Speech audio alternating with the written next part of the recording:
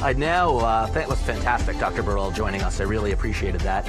I'd now like to welcome Ambassador Majid Al-Suwaidi, the Director General of COP28. We were just talking about COP28, and I'm so pleased that you're here, Ambassador, and we can talk about that in a lot more detail. Welcome. Thank you. Nice to see you, please. Another very busy man with lots of meetings all over town. We'll love to hear about that as well. So, but there's another meeting coming up in a couple of months, COP. I would love, and I know your team, which we've spoken with, is furiously working on this. There's a lot of expectations built at this stage. So I would love to hear what you hope to achieve out of COP. If we could just, if you wanted to put a number on it, 2 or 4 agenda items that you hope to hit, just to level set us all, what we're expecting. Well, first of all, thank you for having me. Pleasure. And it's great to have a team who are furiously working, because then I can just sit back and relax and enjoy the conversations like this one. We've spent the year going around talking to anybody and everybody who will meet with us, and we've been very fortunate to talk to all sorts of different constituencies and groups, and we've boiled. I hate to say boiling climate change down, but because it's such a complicated issue, and it's probably the wrong use of words, right?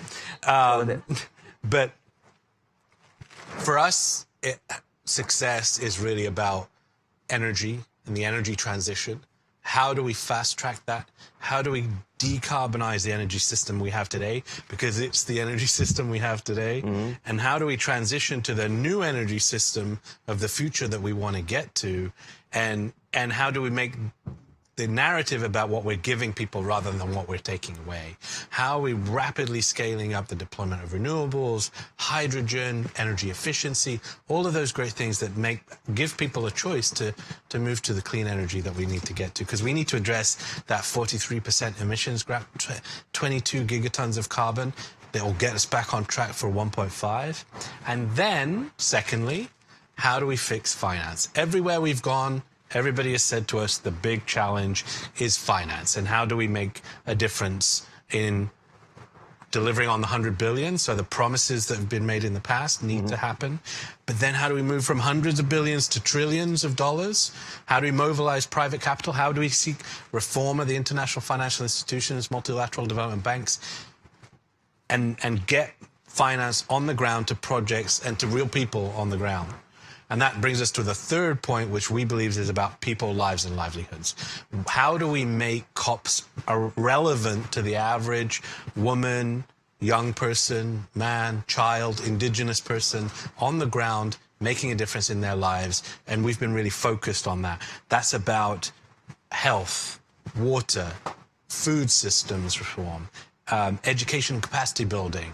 It's about all of the things that make it real for people on the ground, and how do we do that effectively and quickly? It's the adaptation story, the loss and damage story. And then the last pillar for us, which is always at the top of our minds, is we can't do this if we don't have an inclusive discussion, an inclusive process that brings everybody together, academics, scientists, young people, indigenous people, governments, CEOs, industrials, have these conversations, bring everybody together with solutions and ideas that will allow us to bridge the gap to what is our fundamental goal, which is that 1.5 degrees that we need to achieve. Right. So those are 4 small kinds of checklist items that you're trying to hit off on. Kudos to you on taking that on. And to stick with the the poor metaphor, you're in the hot seat right now for trying to pull all that together. We just heard Dr. Burrell talk about the thing that he's most concerned about is global cooperation and geopolitics getting in the way of this cooperation. And maybe we could, rather than just focus on all of it, let's just focus on finance and the 100 billion. We're talking about the loss and damage fund. That's the key that was promised at COP27 in Egypt, and that we're supposed to be delivering on and measuring coming into the new COP.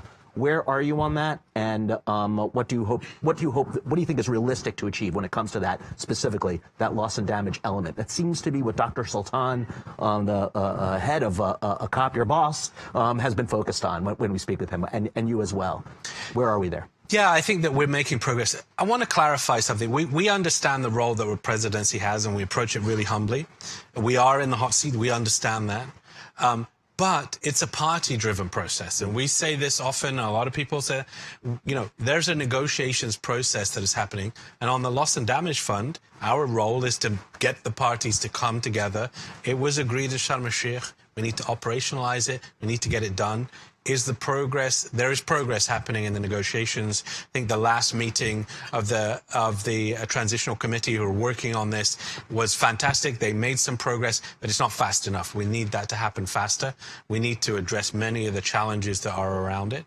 But loss and damage is one piece of the finance. And it's a critical piece because it's about vulnerable communities. It's about communities that are in situations that were not created by them, but that they suffer the most from. And so this process has to serve them first. But we also need to have a much larger conversation about finance. We often like to think about those number values that are going to make a difference. But what we've been saying is that it's pointless to talk about big numbers without understanding what are the barriers that are preventing finance from getting to the ground. How are we looking at the financial architecture today and how it's mobilizing capital in meaningful ways on the ground? That's about currency risk. That's about perceived risk, credit rating risk. It's about making sure that capital is getting to the developing and emerging markets where growth is happening at scale, and it just isn't today. It's reform of the international financial institutions, it's reform of the multilateral development banks, it's dealing with debt and the debt problem we have. And these are complex issues, and as you said, we're in a world where money is tight, and developed countries are not stepping up. The 100 billion was promised a long time ago and hasn't been delivered. We've had a lot of progress on it, but we need to see more of that because we need that concessional finance to leverage the private sector finance and mobilize it at scale and in a big way so that we address the mitigation issues that we need to and the adaptation issues that we need to as well. Great. So we also heard, thank you for that. We also heard Dr. Burrell talk a little bit about, I played OPEC. I don't know if you listened to any of that. I don't know if I did a very good job. And we talked a little bit about what's happening with oil prices currently. And that brings me to the topic of Dr. Sultan. And I know there's been a lot of criticism of him, an incredibly unique position. We're in holding COP in an oil-producing nation. He's the head of one of the largest fossil fuel companies on the planet. He also, of course, founded Masdar, which is an incredible renewable energy company. But you're a former ADNOC geologist as well, correct? So what do you say to those that believe those roles together are a conflict of interest? And how are you going to address that at COP? Well, I'm so glad you asked this question because I don't get asked this question a lot because maybe people are too polite. And so it's totally fair. And I myself, a lot of people point out that I was a geologist in the oil and gas, but for most of my career, I've been a diplomat and worked on climate change issues. And the fact of the matter is our country was built off of oil and gas. Most people, young people, well, people of my generation, young people not, worked in the industry somehow, so it's impossible for us to not been touched by this industry. But we're fortunate that today our economy is 70% non-oil and gas. That wasn't the case when I went into my career. The oil and gas was what we did, and thanks to great leadership and visionary leadership, we've transformed our economy, and that's in part because of the work that Dr. Sultan Al Jaber has done.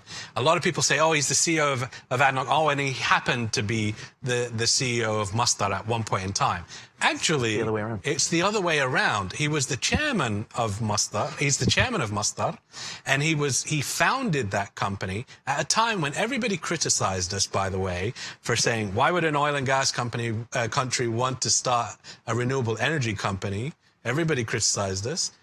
Our leadership set him to that task. 20 years on, we have 3 of the largest, lowest cost solar in the world in a country that produces fossil fuels at 1.5 cents per kilowatt hours. When he started, it was 20 cents, 25 cents per kilowatt hour, and he has been instrumental in driving down that cost. And when he was made CEO of ADNOC, he was given a mandate to transform the company, to decarbonize the company, and to think about the future, to prepare this company for the future. And this is a microcosm of what many of us are dealing with.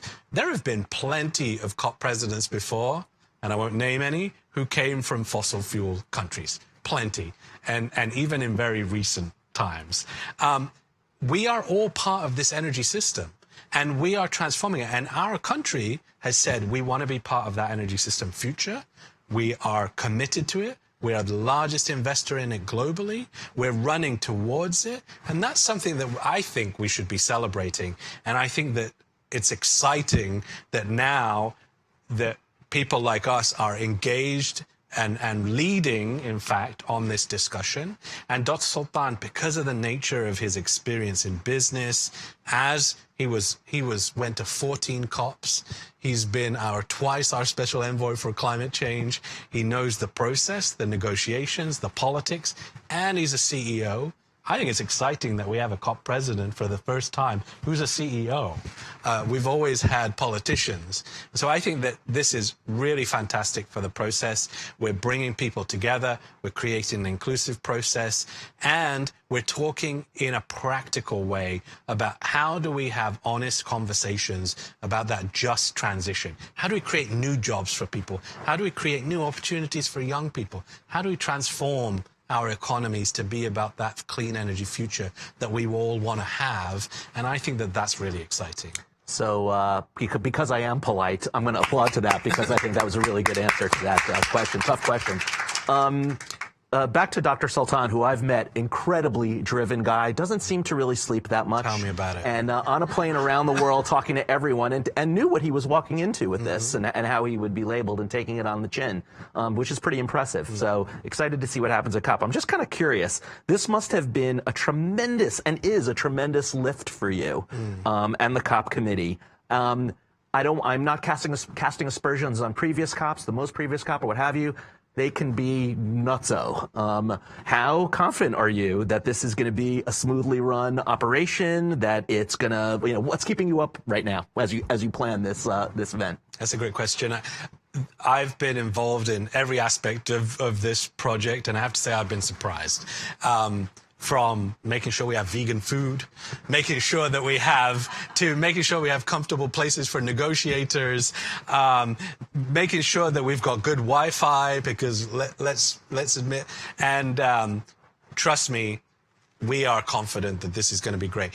We are working on things like accommodation, simple things, making sure that I talked about that fourth pillar, about making sure that this is the most inclusive COP ever.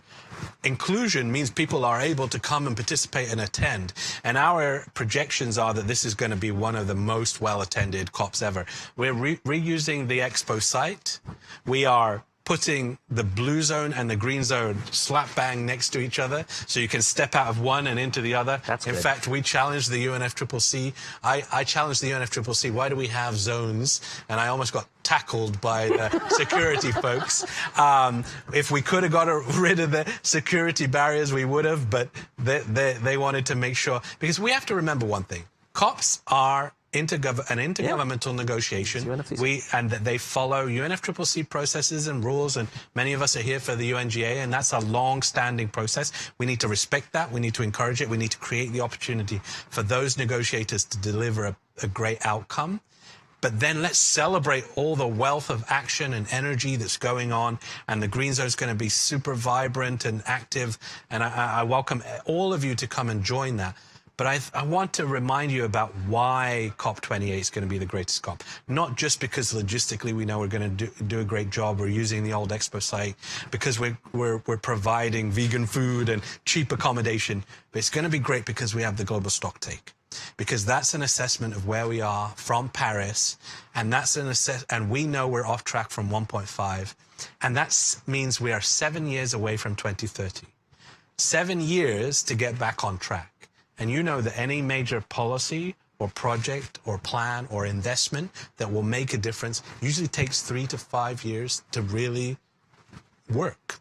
That means that we have to make those decisions today, or else we're not making 1.5. And we all celebrate Paris. I was there. I was cheering at the end when we delivered this really monumental outcome. But we can't say that it's successful if it doesn't achieve the goals that it set out. And we know we're off track to do that. And COP28 will be the place where we get back on track, we make it practical, we make it we make it work for people, and we bring hope back to the process. Remember what I said. We need to get people energized and excited and feel invested. We need to talk about what we're giving people rather than what we're taking away. And there's young people there who are super excited to be part of this, and we need to give them the chance to do so.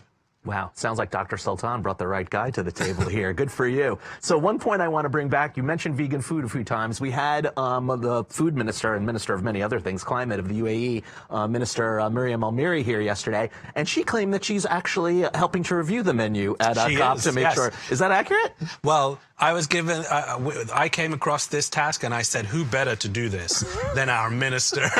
And she's wonderful. She's been engaged with that. You know, we laugh at these things, but we want to walk the talk. We want, when people come to COP28, that they see all of the things that we talk about on the ground happening. And I think that that's one of the great things about the UAE. People often view it from an outside view, but when they come and see that we're doing things on the ground in reality, that is happening, it changes their mind. And so we take that very seriously. Her Excellency Mariam has been very engaged in this topic. We've invested a lot in this. We've been doing these things. And when you come to COP28, you'll see it on the ground. And I feel good about that. Fantastic. Well, you've set very low and reasonable expectations for us, so there's really nothing hiding there. But we're very excited about what COP28 and what could be achieved. Thank you for putting in the legwork and the prep work, and we know it's going to be a great success. It has to be. It has to be. Thank you so much for inviting me. And what I would say is please keep working between now and COP, because we often think of COPs as events, but it's a process. And there's I think 69 days today to COP28. And that means all of us have to work between now and COP to bring everything together so that we deliver it at COP rather than waiting for COP to do. We're all working with you. Thank you so much, you so Ambassador. Thank you. Next up, Richard Morgan, Anglo-American Head of Government Relations,